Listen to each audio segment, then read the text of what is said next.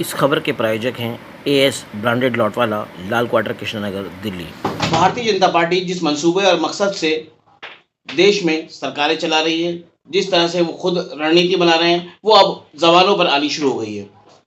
बात की जा रही है अब, अभी तक संविधान पर हमला हो रहा था, बाबा साहब भीमराव अम्बेडकर पर इस तरह की बातें कही जा रही हैं कि जो काबिले बर्दाश्त नहीं है।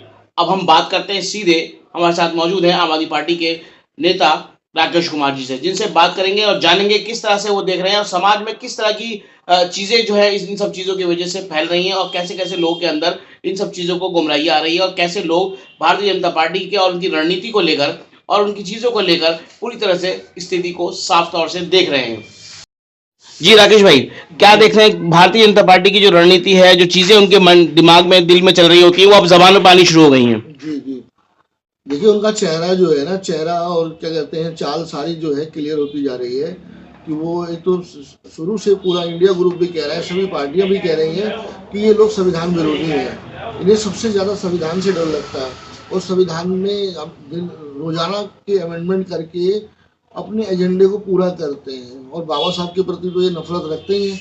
और ये इसका जो नमूना जो है आपने देखा संसद में अमित शाह ने किस तरीके से बाबा साहब के बारे में कहा कि अम्बेडकर करते रहते हो, अगर इतना भगवान का नाम लेते तो भगवान का नाम क्या पार्लियामेंट एक राजनीतिक लोगों का मंदिर है, लेकिन धार्मिक स्थल नहीं है ना। बिल्कुल। तो ऐसे तो सभी लोग कोई ईसा का नाम लेगा, कोई अपने गुरु नानक का नाम लेगा, कोई अल्लाह का नाम लेगा। तो जो कहा उन्होंने, क्योंकि वो तो धर्म के नाम के खा रहे हैं ना। आज भारतीय जनता पार्टी अपना धर्म की राजनीति कर रही है, धर्म के नाम के खा रही है। मैं तो यही कहूँगा, उनके पास विकास के नाम का कोई एजेंडा नहीं है। उनके पास अक़लियतों के लिए, दलितों के लिए उनका विश्वास खो चुके हैं। दलितों और मुस्लिमों का तो विश्वास पहले ही खो चुके हैं। ये तो ईवीएम की सरकार है, वरना इनको पता लग जाए कि जिस तरीके से इन्होंने हल्के ढंग से बाबा साहब को लिया है, जिस संविधान की शपथ लेकर ये लोग आते हैं, जिस संविधान की शपथ लेकर ये संसद में प्रवेश करते हैं और जो संसद संविधान से चलती है और संविधान निर्माता के प्रति उनकी ये आस्था है, तो आप जान लीजिए कि किस तरीके से उनकी आस्था, जिस तरीके से आस्था है, उससे लगता है कि ये लोग ना संविधान प्रेमी है, ना बाबा साहब अम्बेडकर के प्रेमी है। तो इंडिया गठबंधन ने ठीक कहा है कि उनको माफ़ी मांगनी चाहिए। आप किसी कोई धार्मिक अगर आज, लेकिन बाबा साहब का जहाँ मामला आता है उसके अंदर तो इनको जिस तरीके से उन्होंने हल्के ढंग से लिया है, इससे माफी मांगनी चाहिए। मैं तो यही कहूँगा।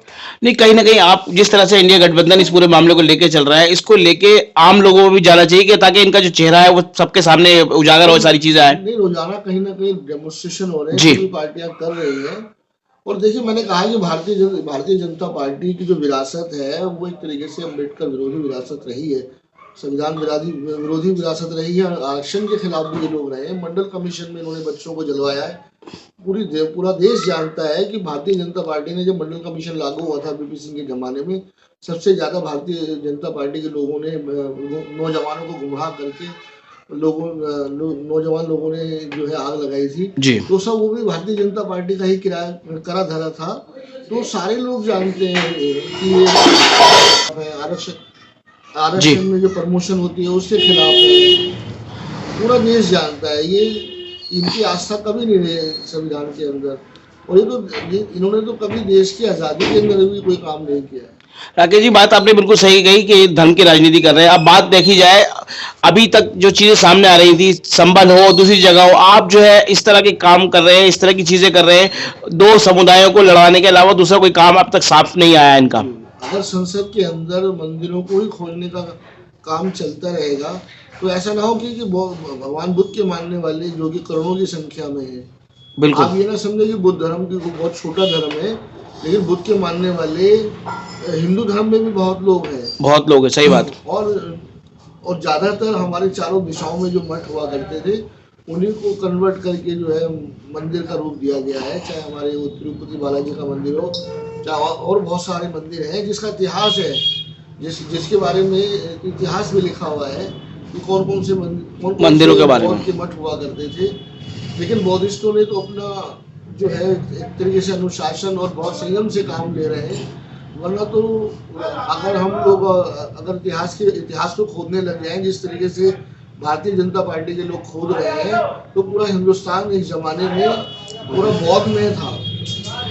जहाँ पे भी खुदाई करोगे बौद्ध के अवशेष मिलेंगे, अयोध्या में भी बौद्ध के अवशेष मिलेंगे, और जहाँ भी गहरी खुदाई होगी बौद्ध के अवशेष मिलेंगे। तो खैर हम तो उस लड़ाई में जाना नहीं चाहते, उस राह पे चलना नहीं चाहते कि जो देश के अंदर जो तय हो गया है, जैसा है वो वैसा रहना चाहिए। संसद में कानून बना हुआ है, उसको जो धार्मिक चीज़ें जैसी हैं वैसी रहेंगी, उसके बारे में कहीं कोई चर्चा नहीं होगी। अयोध्या का मामला अब खत्म हो चुका है। अभी नए नए मामले जो शुरू करते हैं, तो इससे इनका एजेंडा क्लियर होता है। इनके पास तो सिर्फ मंदिर मस्जिद के अलावा कुछ है ही नहीं। नफरत की राजनीति करने वाले लोग हैं, और ना इनका कोई राष्ट्रवाद है। राष्ट्रवाद तो इनका हिंदुत्व है, ये सिर्फ हिंदुत्व को राष्ट्रवाद मानते हैं। ना इनके देश के संविधान में कोई आस्था है, ना बाबा साहब के प्रति इनका कोई प्रेम है।